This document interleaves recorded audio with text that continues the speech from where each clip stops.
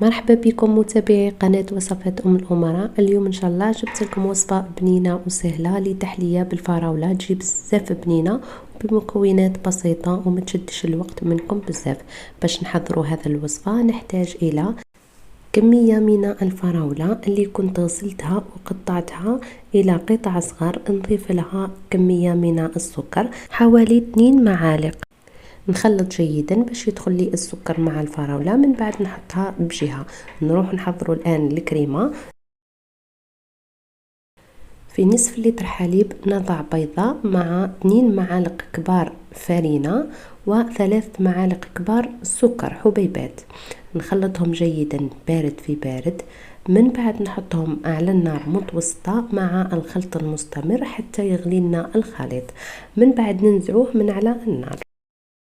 بعد ما ثقل لنا الخليط تاعنا راح نضيف له ملعقه صغيره فانيلا مع علبه فلون كراميل. نخلطهم جيدا حتى يتجانسوا. من بعد رايحه نحضر ليفيرين تاعنا. نجيب كؤوس التقديم اللي رايحه نقدم فيهم. من بعد رايحه ندير كطبقه اولى عباره عن اي نوع بسكويت متوفر عندكم في المنزل. كما راكم تشوفوا نديروه غير باليد، نفتوه ونضعوه في ليفيرين، ما نشمخوه ما والو. رايحه يتشمخ لنا بهذيك الكريمه مادامها راهي سخونه. نعمر كامل ليفيرين بالبسكويت. من بعد نضيف عليهم طبقه ثانيه اللي هي الكريمه اللي خدمناها.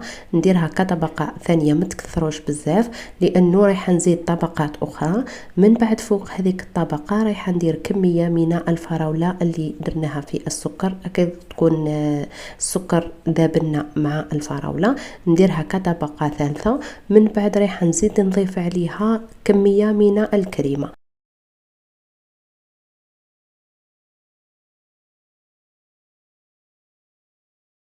من بعد رايحين نزيدو نعاودو من الاول، نزيدو نضعو طبقه من البسكويت نديرو نفتوه غير بالايد.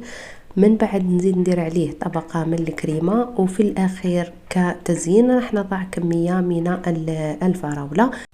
شوفوا البنات، بما اني استخدمت فيرينات صغار والتحليه تاعنا فيها عده طبقات متنوعه بين بسكويت كريمه وفراوله، شوفوا الكميه دارت لي 6 فيرينات صغار وبقيت لي الكريمه. رايحه نزيد نعمر فيرينات خلاف هكذا باش تعرفوا ارواحكم التحليه تاعكم.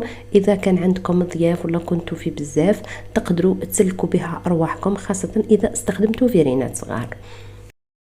وصلنا لنهاية الفيديو. ان شاء الله يا ربي الوصفة تعجبكم وتجربوها وتخليوا لي رايكم في التعليقات. وما تنساوش دعم القناة بالضغط على زر الاشتراك وتفعيل جرس التنبيهات ليصلكم كل ما هو جديد مني، لمزيد من الوصفات السهلة والسريعة والاقتصادية والأكيد المجربة والمضمونة.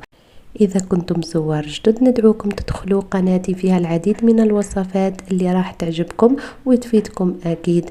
دمتم في رعاية الله وحفظه. شهية طيبة للجميع.